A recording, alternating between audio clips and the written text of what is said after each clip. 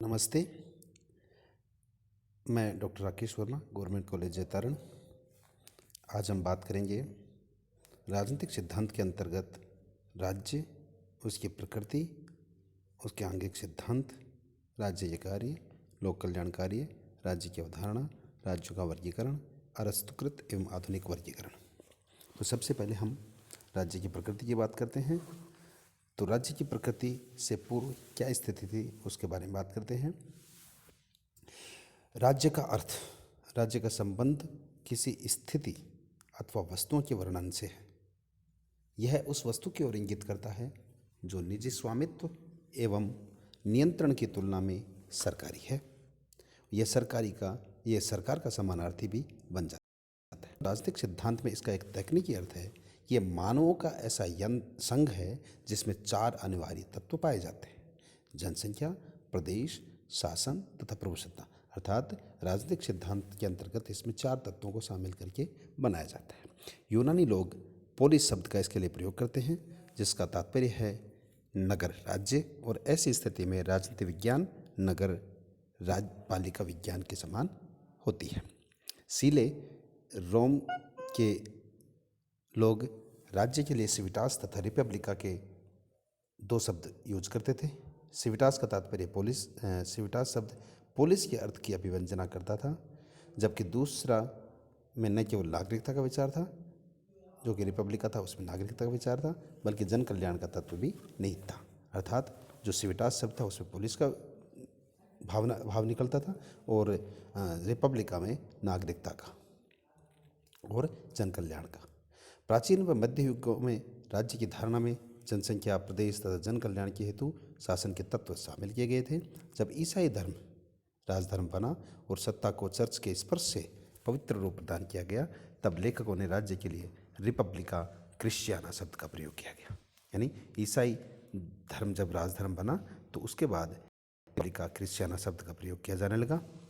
Machiavelli ने राज्य के लिए स्टेटो शब्द का यूज किया, जिन शक्तियों का लोगों पर अधिकार था अथवा है, इसका प्रयोग शब्द का प्रयोग किया और कहा कि जिन शक्तियों का लोगों पर अधिकार है अथवा था अथवा है, वे राज्य अर्थात स्टेटी हैं तथा वे राजतंत्र है या गणराज्य। 1576 में बोधा ने रिपब्लिक शब्द का प्रयोग किया राज्य के लिए। ऑप्शन है कॉमनवेल्थ का, जिसमें समाज, राज्य व शासन तीनों सम्मिलित होते हैं। लोक ने समुदाय कहा, जो सर्वोच्च शक्ति अपने पास रखता है, लेकिन रूसों ने सावयव शरीर समझा और एक नया शब्द बॉडी पॉलिटिका यूज किया। राज्य की परिभाषा लेते हैं हम अरस्तु के अनुसार। राज्य परिवारों एवं ग्रामों का ऐसा संगठन है जिसका उद्देश्य पूर्ण एवं आत्मनिर्भर जीवन की प्राप्ति होता है। बोधा की बात करें तो बोधा ने कहा कि राज्य परिवारों और उसकी सामान्य संपत्तियों का ऐसा समूह है जो सर्वोच्च शक्ति और विवेक द्वारा शासित होता है। स्पेंसर ने कहा कि राज्य एक ऐसी व्यापारिक संस्था है जो व्यक्तियों को पारस्परिक सुरक्षा प्रदान करती है और उसका आश्वासन देती है। गार्नर ने कहा कि राज्य व्यक्तियों का ऐसा समूह है जो कम या ज़्यादा संख्या में एक निश्चित जगह पर रहता है तथा जिस पर बाह्य नियंत्रण नहीं होता और जिसका अपना एक शासन तंत्र होता है, और इसके प्रति सभी जो निवासी हैं वो स्वभावतः आज्ञा पालन की भावना रखते हैं। राज्य की 4 प्रमुख तत्व। जनसंख्या। राज्य की जो 4 प्रमुख तत्व हैं उनमें जनसंख्या। प्लेटो ने जनसंख्या के बारे में जो संख्या बताई वो 5040 बताई। रूसों ने 10,000 बताई थी, क्योंकि बिना जनसंख्या के कोई राज्य की कल्पना भी नहीं की जा सकती। अर्थात राज्य के लिए जनसंख्या का होना बेहद ज़रूरी है। भूभाग के लिए अर्थात जगह या स्थान, उसके लिए क्लेवर ने 1817 ईस्वी में पहला लेखक था जिसने निश्चित भूभाग को राज्य के लिए आवश्यक माना था। अर्थात जनसंख्या कहाँ रहेगी, किसी न किसी जगह तो रहेगी, निश्चित भूभाग में रहेगी। तीसरा है सरकार। राज्य का संगठनात्मक तत्व है। सरकार राज्य का संगठनात्मक तत्व है। सरकार तथा सरकार के रूप में राज्य अपने आप को व्यक्त करता है, अर्थात सरकार के रूप में राज्य अपने आप को अभिव्यक्त करता है। चौथा है प्रभुसत्ता। यह राज्य की ऐसी शक्ति है जो राज्य के बाह्य एवं आंतरिक दृष्टि से उसको स्वतंत्र बनाती है। अब है राज्य की प्रकृति। यूनानी चिंतक प्लेटो और अरस्तु ने राज्य शब्द का प्रयोग संपूर्ण समाज के संदर्भ में किया है तथा इसे प्राकृतिक समुदाय तथा सद्गुणी जीवन की प्राप्ति का साधन माना। अर्थात राज्य सद्गुणी जीवन की प्राप्ति का साधन है। संविदावादियों हाब्स ला रूसो ने इसे एक यंत्र मानते हुए समझौते का परिणाम माना। अर्थात राज्य क्या है? एक समझौते का परिणाम है संविदावादियों के अनुसार, जबकि मार्क्सवादियों के अनुसार राज्य शोषण का यंत्र है और यह आर्थिक आधार पर टिका हुआ होता है। आदर्शवादियों में प्लेटो से लगाकर फ्रांस के रूसो, जर्मनी के कांट, फिक्टे, हीगल, ग्रीन, ब्रेडले, बोसांके इसे मानवीय विवेक की परिणति मानते हैं। अर्थात मानवीय विवेक के आधार पर ही राज्य का जन्म होता है। व्यक्तिवादी राज्य को आवश्यक बुराई मानते हैं, अर्थात व्यक्तियों को इम्पोर्टेंस देने वाले, अर्थात व्यक्ति को लक्ष्य के रूप में प्रस्तुत करने वाले आवश्यक बुराई मानते हैं। स्पेंसर, एडम स्मिथ, रिकार्डो सहित अन्य उग्र व्यक्तिवादियों ने पारस्परिक सुरक्षा के लिए एक कंपनी माना है। अराजकतावादी एवं श्रमिक संघवादी राज्य को अनावश्यक बुराई मानते हैं। अब जो व्यक्तिवादी आवश्यक बुराई मानते हैं और अराजकतावादी अनावश्यक बुराई मानते हैं, इसका अपन समझते हैं। आवश्यक बुराई का मतलब होता है कि राज्य आवश्यक है जब उसके विरुद्ध, नागरिकों के विरुद्ध कोई गलत काम करे या उनके साथ अन्याय करे तो राज्य उसको रोक सकता है, और बुराई इसलिए है कि बार बार हस्तक्षेप करता है। और इसमें अराजकतावादियों ने और श्रम संघवादियों ने अनावश्यक भी बताया है और बुराई भी इन्होंने बता दिया, अर्थात इसके उन्मूलन पर पैसे बल देते हैं। बौद्धा, ऑस्टिन, हॉलैंड, बेंथम आदि ने इसे कानूनी संगठन माना है। बहुलवादी विचारक डिग्वी, क्रेब, लॉस्की, बार्कर, लेंडसे, मैकाइवर राज्य को अन्य समुदाय की भांति एक समुदाय मानता है, अर्थात एक तरह से बहुलवादी हैं जो राज्य को भी उतनी महत्व देते हैं जितना कि अन्य समुदायों को। सावयव सिद्धांत के समर्थक प्लेटो, रूसो, सिसरो, होब्स आदि ने इसकी तुलना मानव के शरीर से की है और इसे राजनीतिक सावयव माना है। सर्वाधिकारवादी मुसोलिनी, हिटलर ने राज्य को सर्वोच्च संस्था के रूप में माना है। अब राज्य का ये तो राज्य की प्रकृति हो गई कि राज्य किस किस स्थिति में किन किन विचारकों के अनुसार कैसी उसकी प्रकृति होती है। वह मानव शरीर की तरह हो सकता है, वह अराजकतावादी या अनावश्यक बुराई के रूप में भी हो सकता है, वह सद्गुणी जीवन को प्राप्त करने वाला साधन भी हो सकता है। तो इस प्रकार ये राज्य के प्रकृति होती है।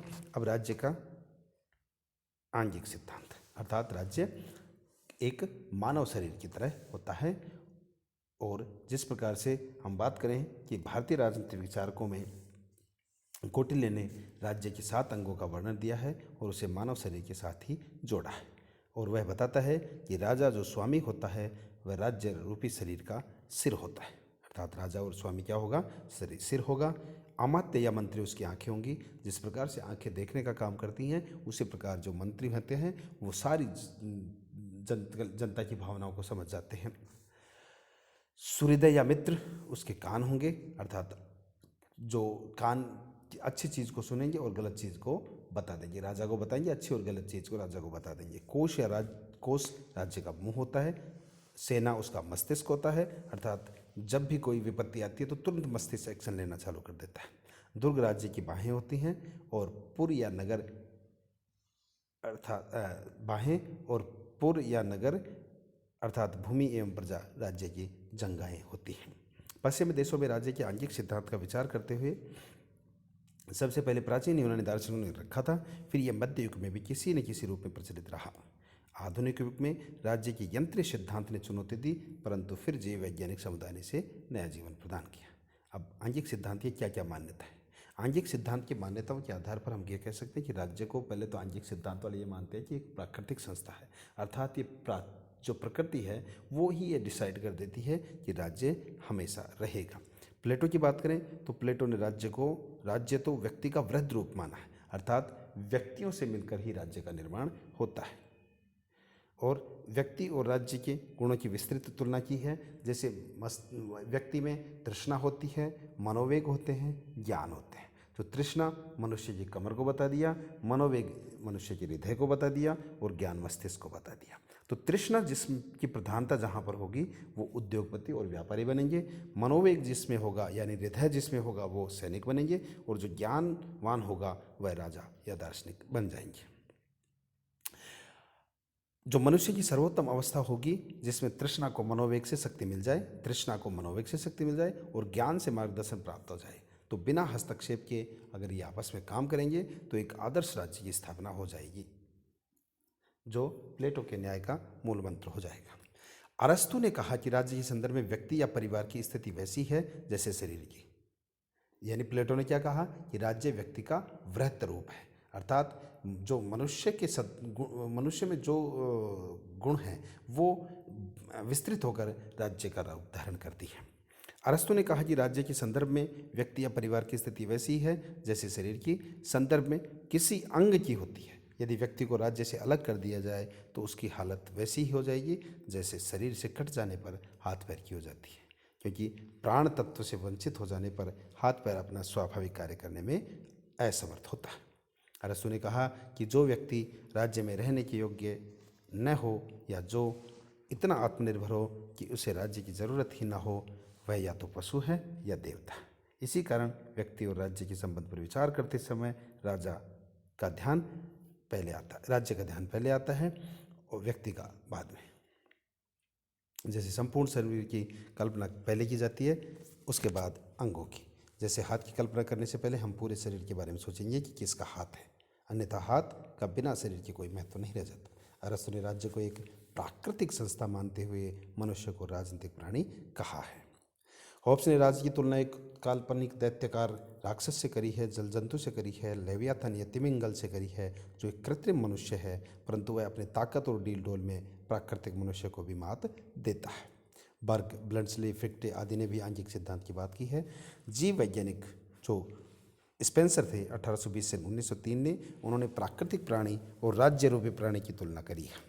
प्राणी के दृष्टांत को उसने इतनी दूर तक खींचा कि उसने रेल की पटरियों को प्राणी की सिराओं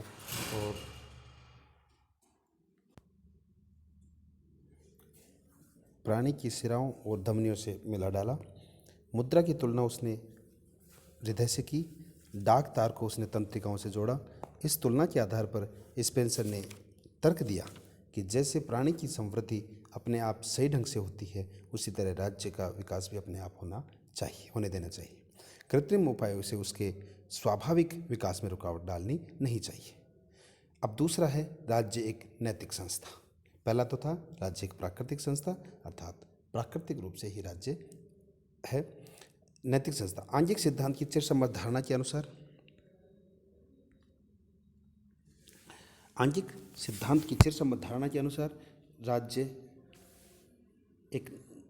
राज्य की नैतिक संस्था भी है।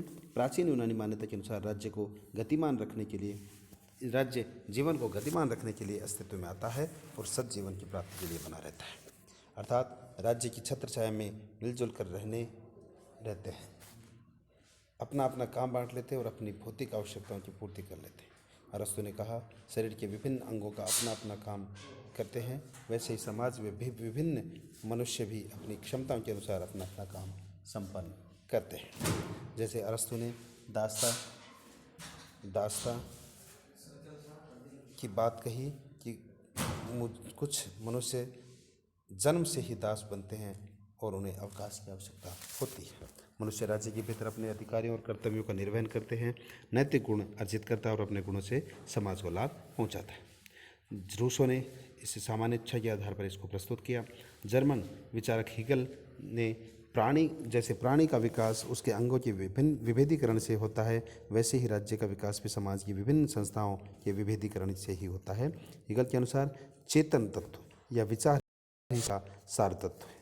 विचार की प्रकृति में ही विकास की प्रवृत्ति निहित होती है। समाज की सबसे आरंभिक संस्था ही परिवार है और जो विशेषानुमुख परार्थवाद के विचार की अभिव्यक्ति है। इसका विपरीत रूप नागरिक समाज है, जो विश्वजनीन अहमवाद या स्वार्थवाद की अभिव्यक्ति है। यानी परिवार परार्थवाद के बारे में सोचता है और जो नागरिक समाज है वो विश्वजनीन अहमवाद या स्वार्थवाद का अभिव्यक्ति है। इन दोनों विचारों के टकराव से इनके उत्तम अंशों का समन्वित रूप विश्वजनीन परार्थवादी है और राज्य समाज या राज्य के रूप में व्यक्त होता है। राज्य परम विवेक या परम चैतन्य का मूर्त रूप है, वह धरती पर ईश्वर की यात्रा है। अतः राज्य साध्य और व्यक्ति साधन है। राज्य की आज्ञा पालन में व्यक्ति की स्वतंत्रता निहित होती है। तो इस प्रकार से राज्य की प्रकृति और राज्य के आंगिक सिद्धांत, जिसके दो आधार, राज्य एक प्राकृतिक संस्था है और राज्य एक नैतिक संस्था है, इसको हम समझ सकते हैं। धन्यवाद।